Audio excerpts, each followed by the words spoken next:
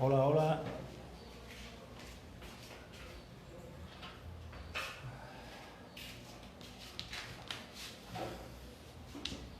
Hola.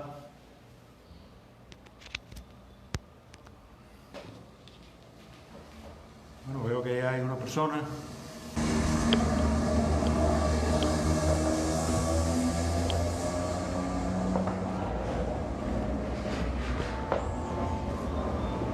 Hola, hola, hola, por favor, si hay alguien que me indique que me ponga una nota, si están oyendo bien. Hola.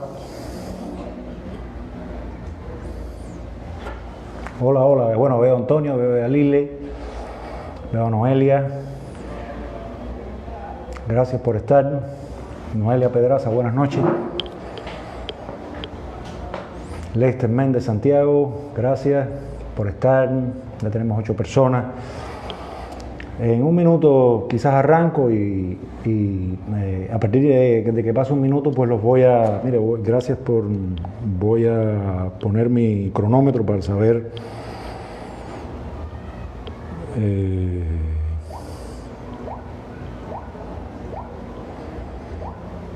Ya tengo mi cronómetro.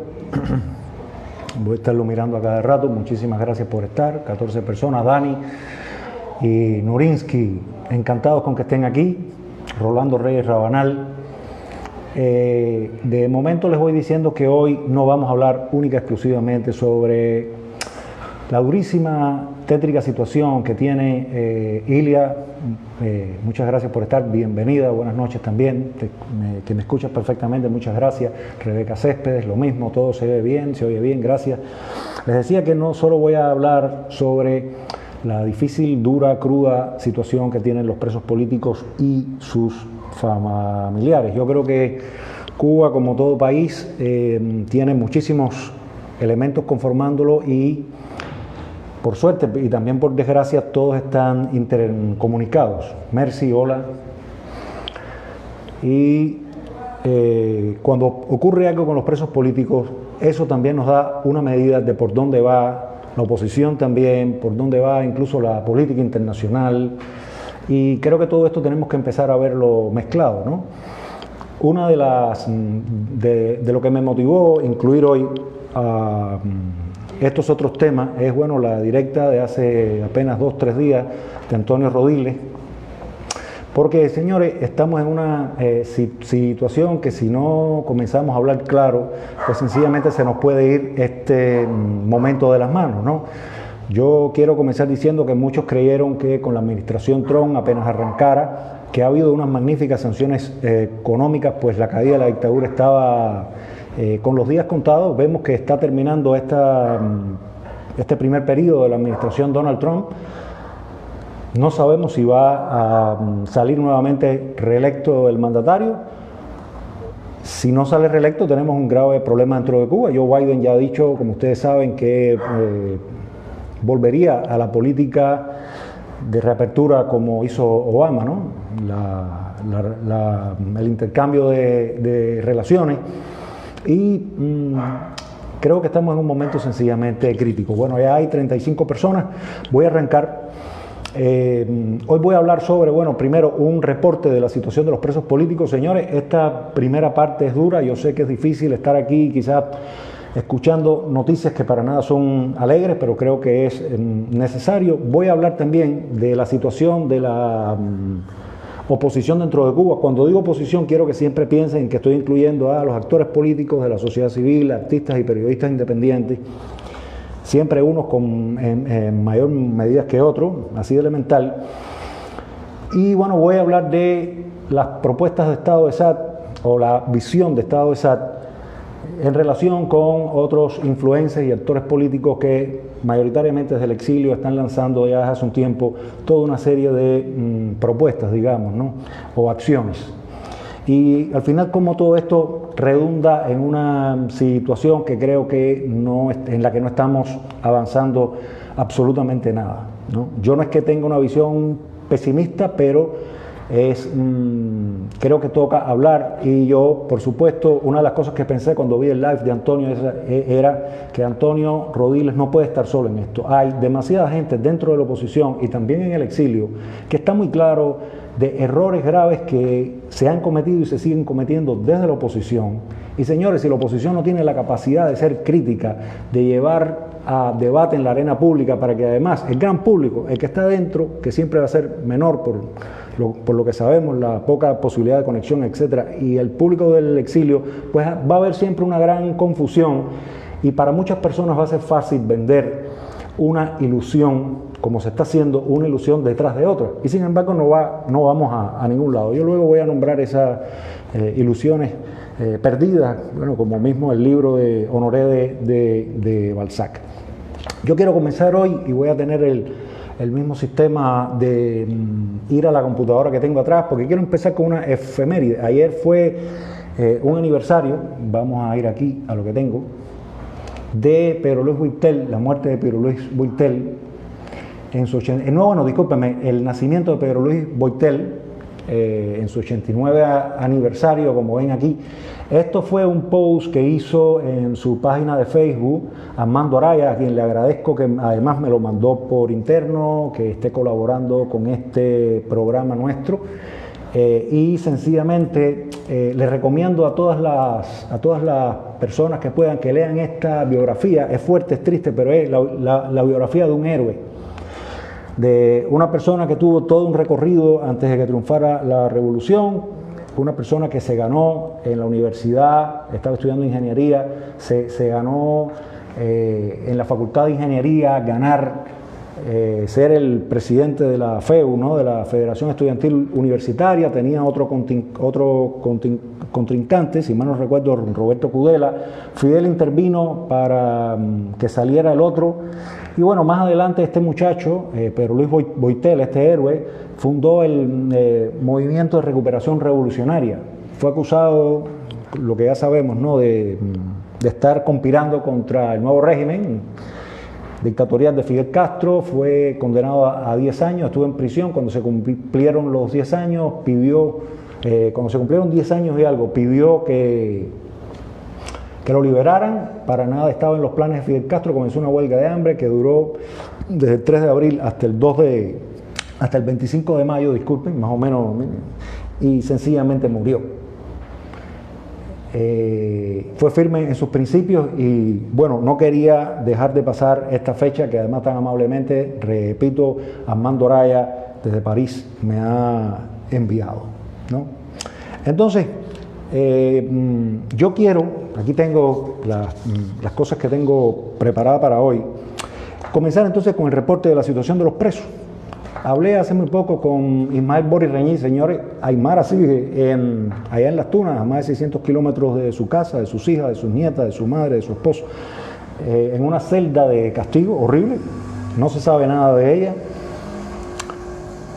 Hay una cuestión muy rara, y es que a los presos que están en prisiones en otras provincias, pues los familiares tienen que ir a un edificio que hay aquí en El Vedado, que en la dirección de 15K, que se llama la Dirección General de Cárceles y Prisiones. Tienen que dejar allí todos los alimentos, los medicamentos, los cigarros y el aseo. Bueno, pues sencillamente tampoco los familiares me saben decir por qué. Cuando me llaman, me dicen que no están aceptando los alimentos, que únicamente algunos medicamentos, los cigarros y el aseo. Se pueden imaginar en una situación además donde todavía hay más carencia. Si hay carencias aquí afuera, desabastecimiento, imagínense dentro. Les digo una cosita, no voy a contestar nada ahora, traten de preguntar sobre todo las cosas importantes al final para yo no enredarme aquí ahora, ¿no? Y esto me lo dicen varios presos específicamente. Hay uno que lo ha repetido muchísimo, que se llama Lázaro Pie Pérez, que él está en la prisión de Pinar del Río, llamada Kilo 5, porque está en el kilómetro 5,5 de la carretera de Pinar del Río. Y este hombre además, señores, no le dan dieta para su diabetes, él tiene varios padecimientos, incluso tiene una fístula, tienen que operarlo, eso lo han dejado al abandono. Allá en esa prisión de Pinar del Río, el agua viene, bueno, la ponen una vez al día, como en casi todas las prisiones, y viene de una presa local que se llama El Guayabo. Y entonces ya muchos presos, esa agua que además no pueden hervir, ni mucho menos, y no se sabe cuánto cloro no le echan, pues que muchas veces viene revuelta, viene con un color turbio, pues sencillamente a él y a otros reos allí les están apareciendo granos en la piel, se pueden imaginar, ¿no? Y por supuesto él no tiene los medicamentos que necesita para las múltiples cosas que él padece. Para colmo de males, imagínense, su hermano fue en bicicleta porque no hay transporte ni interprovincial ni aquí, dentro de cada provincia, y sencillamente él fue con dos sacos en su bicicleta. No le permitieron los alimentos allí en este lugar donde les digo, porque ellos son de La Habana, y cuando regresaba, pues un policía lo para, lo quería casi acusar de, no recuerdo cómo se llama, acaparamiento, negocio ilícito, tuvo que explicar, por favor, casi de rogar a la policía. Se puede imaginar entonces el nivel hasta de paranoia que tienen que estar viviendo los familiares en Cuba. Ernesto Borges, que bueno, casi todos saben, déjenme poner ya de Ernesto Borges un pequeño, disculpen, bueno, hoy les digo, todos los carteles que voy a poner son carteles de Gorky Águila. Estupendos carteles que ha hecho Gorky, felicidades. Y bueno, Borges lleva ya 15 días donde no le han permitido, sencillamente, señores, calentar el agua. Él es un asmático crónico, además de tener otros padecimientos de tipo pulmonar. Repito, lleva 22 años preso. Solo le han permitido en esos 15 días calentar 2 veces el agua. Y bueno, él está preocupado, le dice a su familia que sencillamente parece que está incubando un catarro. Ya él tuvo un enfisema pulmonar, lo he dicho aquí otras veces, y ojalá que esto no desencadene en nada fatal en esta época kafkiana, ¿no? de coronavirus. Hay otro preso que fue el que me contó, se llama Reynold Vicente Sánchez. Él estaba en Camagüey, lo trasladaron para la prisión del Cotorro. A él pudo llamarme desde allá y me dijo: Claudio, aquí hay un hacinamiento horrible. Las literas están a 20 centímetros unas de otras. Y entonces, debido a esa denuncia, pues a él lo han castigado y lo han llevado a la prisión 1580, donde está Silverio Portal Contreras, del cual no sabemos nada también, aprovecho para decirlo. Y sencillamente, bueno, aquí les voy a ir dejando algunas imágenes sobre los presos de Castro, ¿verdad? Ya hablamos de Aymara. Tenemos ahora aquí, bueno, el caso del abogado y periodista independiente Roberto Jesús Quiñones Aces. Tenemos aquí el caso de Silverio, un hombre de 70 años, como todos saben, que no lo liberan. Es una tortura no solo para él, sino para todos nosotros que sabemos de este caso. Y sencillamente, Reynold, este preso que es hijo de una dama de blanco, que murió hace quizás un año un poquito más, se llama Gisela, pues este hombre, del cual por favor no tengo fotos ahora, miren este cartel que bello de Gorky, ¿no? Pues Reynold Vicente Sánchez me dice que lleva 8 días, ya él me llamó hace 2 días, y hoy deben ser 10, que prácticamente no duerme porque hay una plaga de chinches, de estos insectos que chupan sangre, lo mismo que me decía siempre, o que me ha dicho siempre Silverio Portal Contreras, ¿no? Entonces, Kessel Rodríguez, él está en la Lima, en la Lima 2, dice que encontraron unas ranas muertas en los tanques de la prisión, que además viene una pipa, mete agua a presión, revuelve todo el fondo, toda la tierra, todo el moho. Ese es el agua que ellos logran tomar. Y por supuesto, sencillamente los presos no tienen condiciones allí para hervir agua. Y fíjense, a los únicos que se les permite que los presos, a los únicos que se les permite tener un calentadorcito de agua para calentar su agua es a los asmáticos. Entonces, Él también me dice que todo el mundo se está quejando porque ni los cubiertos, ni las bandejas, ni los vasos los frían con detergente. Dice, pero además parece que lo frían en un agua que ya tiene grasa porque los vasos por fuera están todos resbalosos. Se puede imaginar que el sistema higiénico en las cárceles es absolutamente antihigiénico, no es que sea deficiente, diría yo, ¿no? Y quiero decirles que como todo está vinculado, los presos reciben, los 134 presos de Castro reciben $50 que vienen de las ayudas del exilio, ¿no? Y esos $50 cuando los mandan por Western Union se convierten en 43 CUC. Fíjense, por lo tanto podemos decir que en Cuba ya hay una tremenda inflación, los precios están subiendo, por lo tanto esos 43 CUC cada vez tendrán menos capacidad adquisitiva. Y fíjense, los taxis que desde un punto determinado llevan a los familiares, sobre todo cuando son familiares mayores, etcétera, como mismo el caso del padre Ernesto Borges Pérez, ¿no? Raúl Borges, tienen que coger un carro que los lleve hasta allá con los bultos, los espere y los traiga. Ya eso está costando 25 CUC. ¿Qué queda para comprar las cosas? Señores, los presos están en una situación y sus familiares en una situación, es decir, están, como podemos decir aquí, descalzos, están desarropados. Y como esto se liga, fíjense, como esto se liga, además que, bueno, además está decir que los familiares tienen que emplear muchísimo tiempo, además de buscar el sustento para ellos, emplear tiempo en colas para comprarle galletas, panes y todo el resto del habituallamiento, hacer cola en la farmacia, ver si en el mercado negro hay algunos de los medicamentos que faltan de manera continua en las farmacias, ¿no? Entonces, ya que ustedes han visto esto, yo quiero ahora entrar, para que vean cómo hay vasos comunicantes de todo esto, en cómo yo, y creo también es un punto en común del Estado de SAT, vemos la situación de la oposición hoy en día. Si todo el mundo sabe, porque lo hemos dicho varias veces, que estamos en una arremetida permanente desde hace mucho tiempo, desde hace meses, desde hace años, de represión, acoso a la oposición. Y yo quiero poner aquí unos ejemplitos. Hay algunos activistas que han dicho que los forzaron al exilio bajo un grupo enorme de presiones. Se ha dicho también que la seguridad del Estado, es decir, la policía política de Raúl Castro, le ha ofrecido dinero a activistas para que abandonen el país. Y no solo dinero, sino también incluso, señores, ponerle las cosas fáciles, burocráticas, con visa, con el pasaporte, etcétera, para facilitarle esa salida y que se vayan de Cuba por terceros países. Y sí, muchísimos están en la frontera de Estados Unidos, como ya sabemos, tuvieron que atravesar selvas, ríos, etcétera, con todos los peligros que eso implica. El caso, por ejemplo, de Carlos Amel Oliva de Lumpaco, que sencillamente tuvo que irse con toda su familia bajo la amenaza del encarcelamiento, etcétera. Recientemente, déjenme buscar,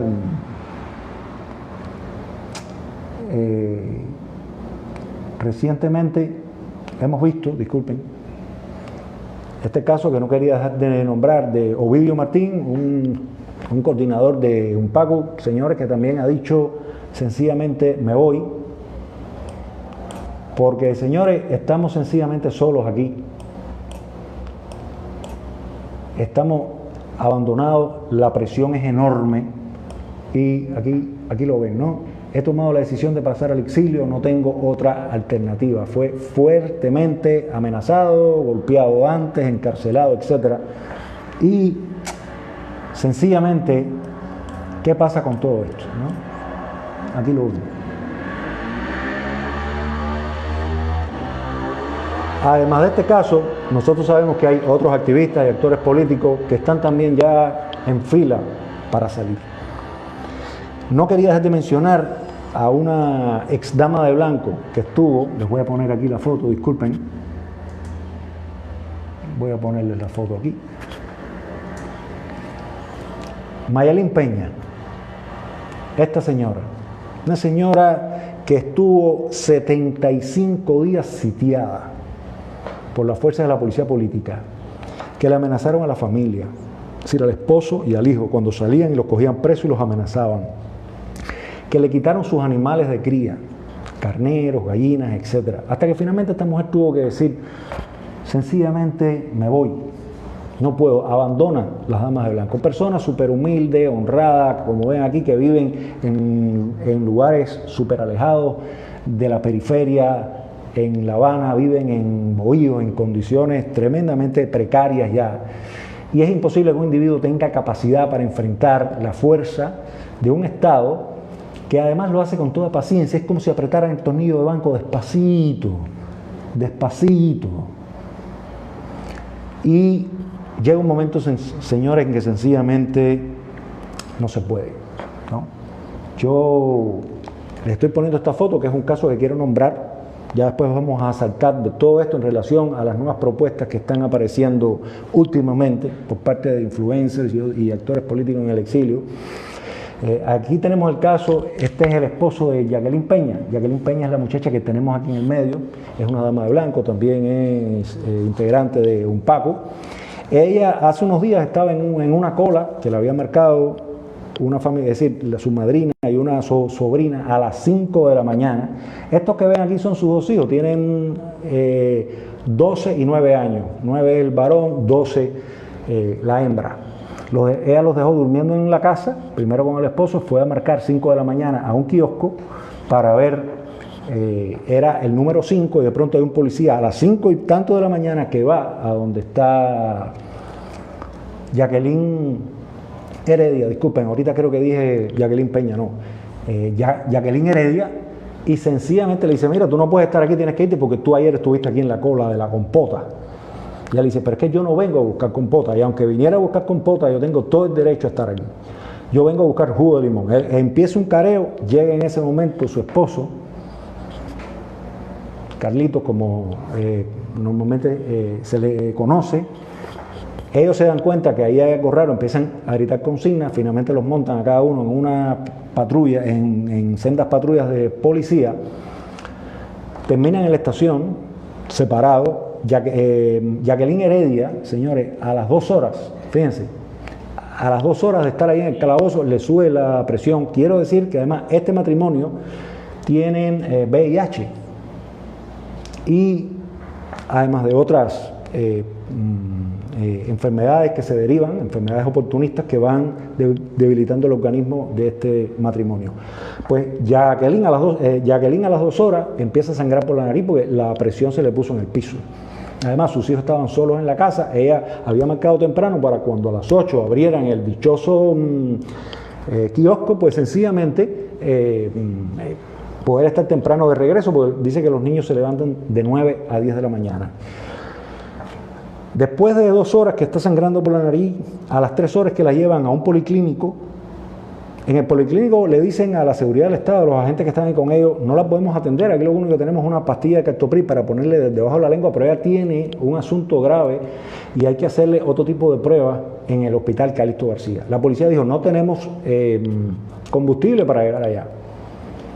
Ahí se demoraron otro tanto, finalmente la llevaron a otro policlínico, que lo único que le hicieron fue esto, una pastillita de captopril debajo de la lengua y le inyectaron una furosemida. Todo esto fue durante todo el día, fíjense, de las 5 y pico de la mañana que ella fue arrestada hasta las 4 de la mañana del otro día, que fue liberada en otro municipio, en el municipio contiguo al de ella.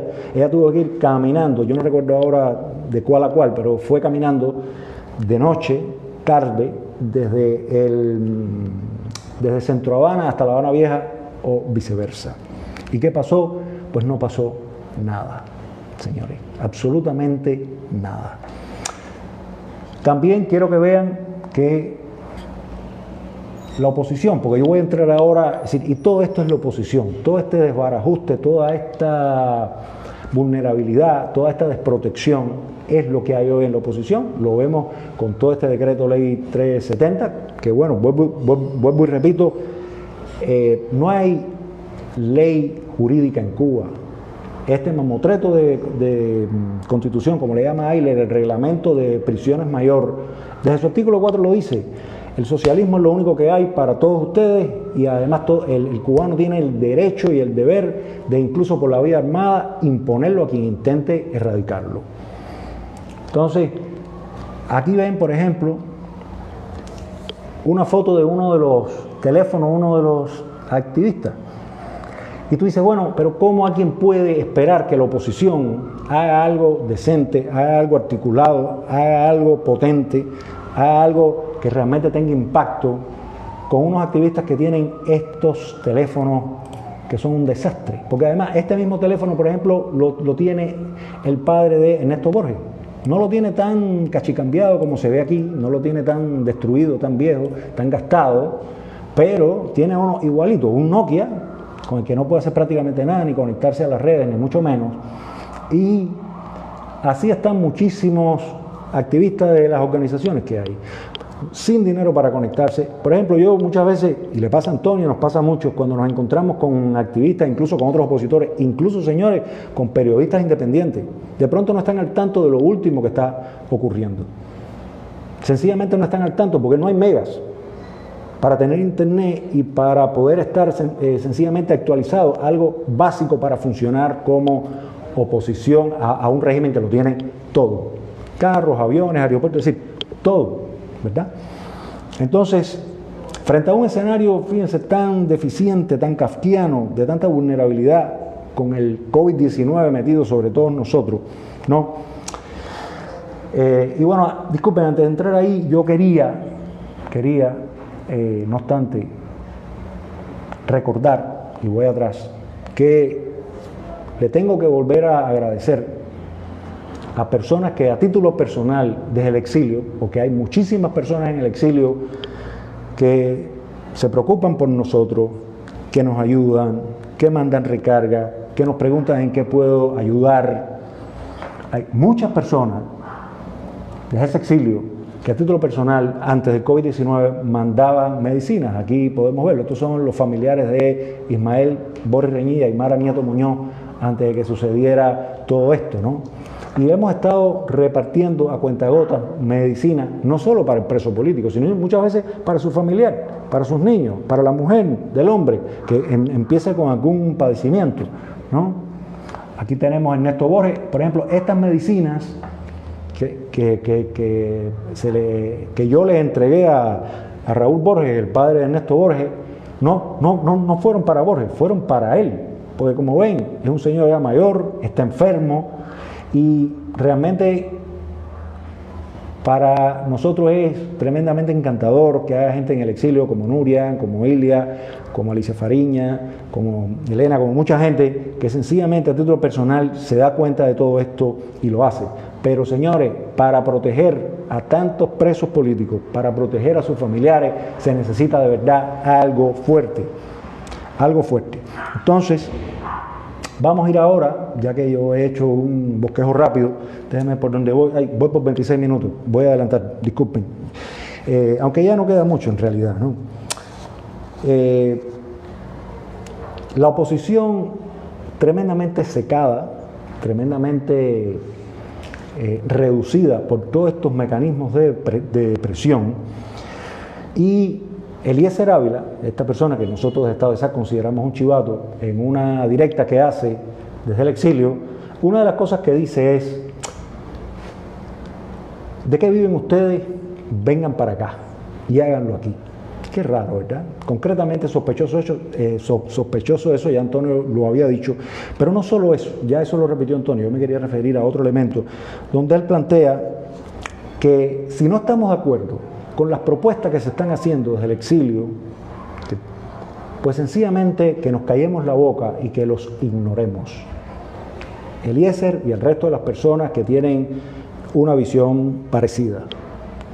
Los actores políticos en cualquier país del mundo sencillamente están para aclarar su visión, para ser críticos con cualquier estrategia, para cumplir con esa primera libertad que tenemos aquí ahora, aunque estemos en dictadura, que se llama libertad de expresión. Así de sencillo. Y nosotros no vamos a ignorar si influencers y otros actores están haciendo cosas que sencillamente o no van a servir de nada y van a ser solo fuegos artificiales, o sencillamente van a atrasar todo este proceso. Y, por ejemplo, yo creo que es importante, les voy a poner aquí para que se den cuenta por qué a veces de manera inevitable hay disculpen, espérense, porque de manera inevitable hay cosas que no pueden fundirse por visiones políticas distintas. Desde Cuba Decide se promueve un plebiscito, es decir, ir a las urnas con el régimen ahí, como si desconociéramos la historia y no sabiéramos la historia reciente de Venezuela, todas las trampas que hay ahí, lo mismo en las cajas digitales para votar y demás, y el resto de las trampas, las presiones, etcétera. Es decir, ellos creen que van a lograr un plebiscito, que van a obligar al régimen, yo no sé cómo, a que finalmente el pueblo decida qué es lo que quiere. Y, por ejemplo, en el Compromiso Democrático, ese documento de octubre del 2019, aquí claramente se puede leer: total rechazo al castrocomunismo, fin y desmontaje del totalitarismo como paso primario para el tránsito a la democracia. Señores, si estamos hablando que nosotros es un total rechazo al castrocomunismo, yo no puedo ir por un problema moral, si estoy defendiendo este primer punto del documento de Compromiso Democrático, no puedo ir, ni nadie me puede convencer a participar en un plebiscito. Sencillamente no puedo. Y Rosa María, con Cuba Decide, están en un barco anticastrista que va por esa vía y nosotros estamos en otro barco. No nos podemos mezclar, no tiene ningún sentido. Todo aquel público que está diciendo, únanse, señores, hay visiones que son indisolubles. Y déjenme ver ahora hacia dónde voy. Muy bien. Y hay otra cosa que está fatal en la oposición. Fíjense, desde el 19 de julio, desde el 10 de julio del 2019, sí, ya hoy son 10 meses. Desde Estado de SAT, con otros muchísimos amigos, nosotros estamos desarrollando una campaña por los presos de Castro, que así le hemos puesto como hashtag. Y déjenme poner aquí, fíjense, esa campaña de Compromiso Democrático es el punto 4, donde dice: trabajar en ampliar esfuerzos encaminados a obtener un eficaz apoyo internacional para la causa de la democratización de Cuba, comenzando por una fuerte campaña que exija la inmediata e incondicional liberación de los presos políticos y el fin de la represión. Señores, hay mucha gente en la oposición, muchos líderes de la oposición, actores políticos de la oposición, que casi se vanaglorian de tener presos políticos. Y ya vemos la vida horrenda de los presos políticos, de sus familiares, y el poco apoyo que hay hoy. Literalmente el poquísimo apoyo que hay hoy. Son 134 presos políticos. Entonces, en un momento donde hay una ayuda hiper insuficiente y la visibilidad para nada es alta. Nosotros llevamos todo este tiempo, no solo, déjenme ponerle algunos carteles que están relacionados con el asunto, ya, gracias. A ver. Nosotros llevamos, aquí ven los carteles del tuitazo que hemos hecho en los distintos momentos, no solo haciendo lo del tuitazo, pero se han hecho muchísimos carteles tratando de visibilizar y personalizar cada situación en particular. Sin embargo, no hemos podido lograr todavía un impacto en el incremento de ese apoyo a esos 134 presos políticos, y yo estoy viendo una cosa que me preocupa. Aún, señores, fíjense, muchísimos opositores, actores políticos, activistas y periodistas independientes, etcétera, no están compartiendo nada en esta campaña nuestra, no dan like, no comentan, no lo comparten, tampoco están participando en estos tuitazos, y se supone, y muchos de estos actores han firmado el documento Compromiso Democrático, se supone que hagan algo por este punto 4 del Compromiso Democrático. Y bueno, yo entiendo que, como mismo Antonio, ya lo tienen mucha gente mal catalogado como el opositor de la oposición, que además, ojalá me cataloguen a mí así también mañana, además para que sepan que Antonio Rodiles no está solo en esto. Yo digo, bueno, quizás porque hay esa aversión y todo eso sobre todo vino con una gran cantidad de ataques de ya hace 2 años y medio, 3 años sobre Antonio Rodiles, tildándolo de intolerante, de bravucón, de agente de la seguridad del Estado, de que había roto todos los acuerdos que hubo anteriormente dentro de la oposición, etcétera, cosa que es mentira. yo digo, bueno, estas personas que no dan like, que no comparten, que además hay muchos otros grupos que pudieran mandarnos a nosotros, a mí en lo particular, fotos de sus presos, con un breve currículum de qué pasa, por qué está ahí, quizás me mandan la sentencia y yo pudiera incluirlo, y no está pasando. Y señores, eso es grave y eso es un error de la oposición. Y si no estamos aquí para decirlo, ya han pasado 10 meses, ¿cuánto más voy a esperar para decirlo? No, pues no me da la gana, sencillamente no me da la gana, porque se supone, señores, que los presos nos tocan a todos. Y Estado de Sal no tiene ningún preso.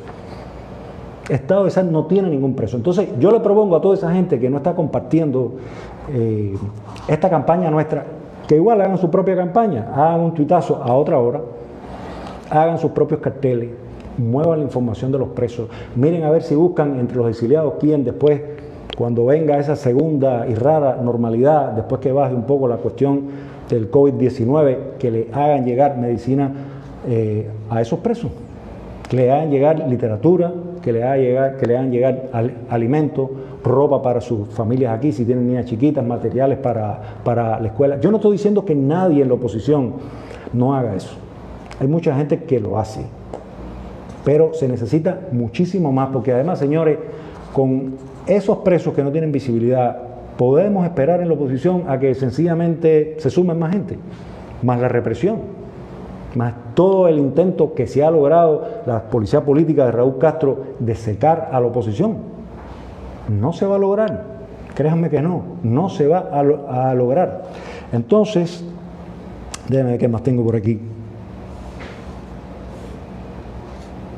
Bueno, y entonces tenemos en el exilio principalmente, y bueno, ya he sido bastante claro que cuando digo el exilio aquí no estoy hablando de todo el exilio. Sabemos que también en el exilio, señores, hay mucha gente clara, hay mucha gente con otras opiniones. Y a mí me molestó en el live de Antonio, que decía, Antonio solo está hablando de esto. Y hay mucha gente que sabe todos los errores que hay y no estamos dando el paso al frente. No estamos sencillamente hablando para que el debate, y cuando digo debate, yo únicamente veo el debate como algo saludable, sin ofensa. Habrán grandes encontronazos, tiene que haberlo, pero no hay manera de resolver esto porque estamos absolutamente mal. Estamos en una desventaja total. Activistas sin teléfono muchas veces, sin recarga, sin una bicicleta para moverse, sin una bicicleta, señores. ¿Quién puede pedirle más a la oposición de lo que se ha hecho?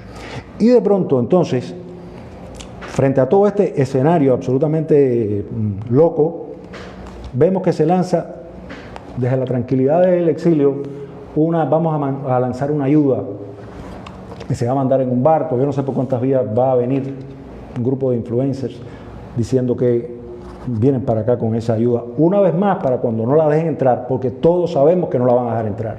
Como en Cúcuta, como ya dijo Antonio, en Venezuela, camiones para allá norteamericanos. Guaidó diciendo la ayuda humanitaria va a entrar sí o sí. Y eso fue lo que sabemos, señor, lo que sabemos, el régimen no lo va a permitir. Una vez más para decir, demostramos que la dictadura es mala, y eso lo sabemos todos.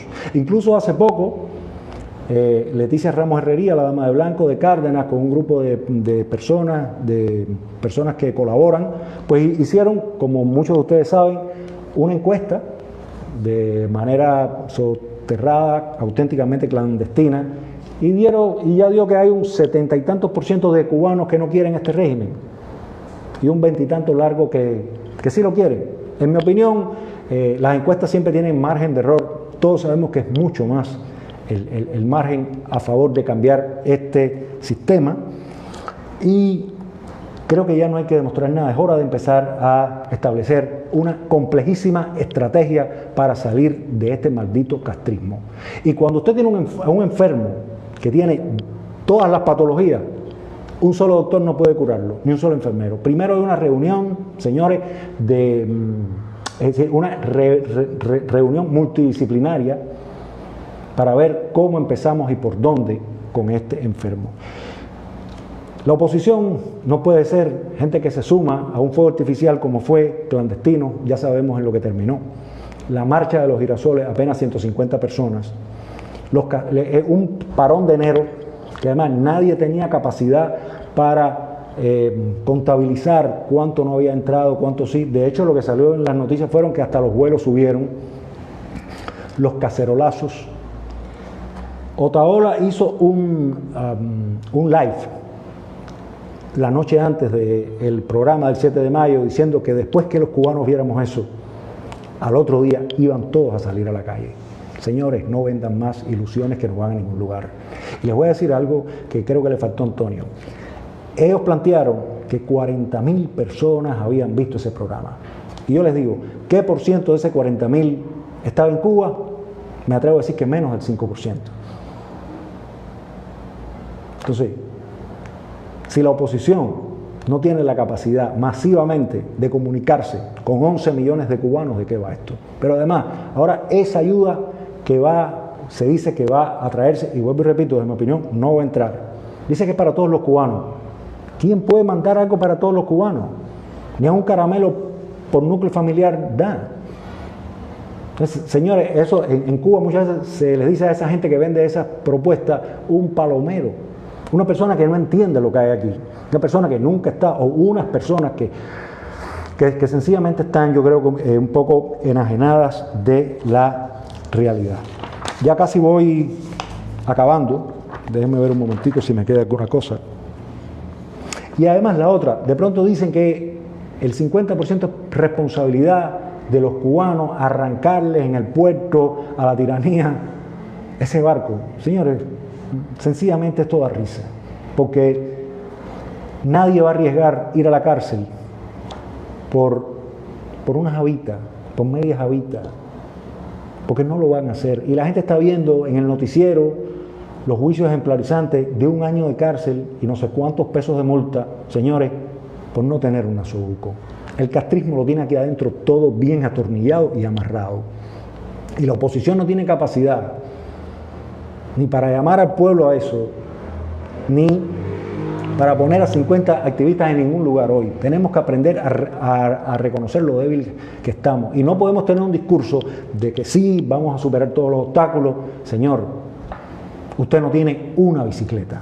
Entonces yo me quiero despedir nada más y ojalá que esta frase o esta idea le sirva a Antonio para en su próximo live, le sirva de algo. Dice, tenemos, y esto es una pregunta que voy a dejar y se la lanzo a Antonio y al resto de las personas que están acá. Dice, ¿tenemos un sustituto o un reemplazo real para salir del castrismo? Es decir, tenemos gente inteligente, preparada en el campo de la ciencia, en el campo de la economía, de las cuestiones empresariales, comerciales, bancarias, en todos los campos que lleva un país, para que si mañana aquí hay un caos, hay un estallido social, tener con qué reemplazar ese castrismo. Por supuesto que en lo que yo he venido diciendo hasta ahora no lo hay. Y es muy difícil que nos coja aquí algo difícil con una oposición que sencillamente no tiene esa capacidad.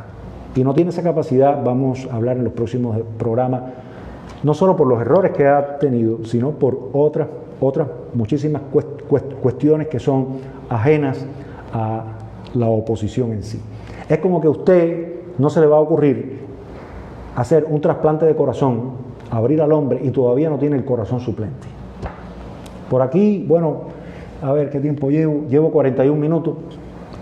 No sé si es... bueno, vamos a ver. Déjenme ir viendo quizás ahora. Es vergonzoso que el USAID se preste para esa conga del ayatola, del chisme y de Risa María Guaidó, y de Risa María Guaidó, como la llaman.